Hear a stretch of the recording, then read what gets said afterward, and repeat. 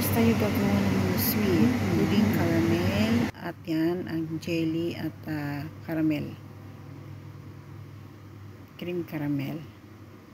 Nag-request ang anak ko ng yang mga sweet. Ayan guys, mag-adan na, start na naman tayong kumain. Ayan guys, dahil tapos ng mag-adan, tayo'y mag-uumpisa ng kumain. Ayan. Ayun ang ginawa kong caramel, puding caramel. At yan ang Arabic food, patat bilforon, tawag nila dyan. Ayan lang guys ang aming munting putur sa araw ng pang-anim na Ito naman ang pang-suhur.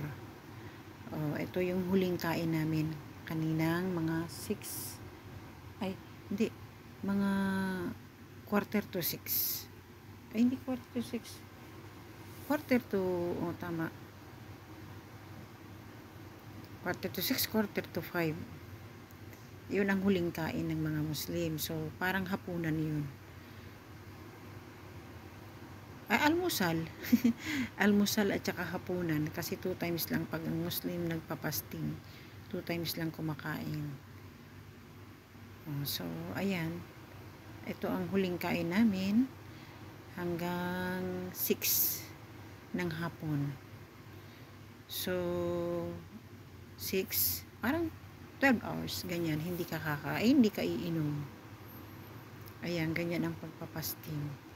Kaya pagkakain, ayan naman ang mga pagkain, nakakain.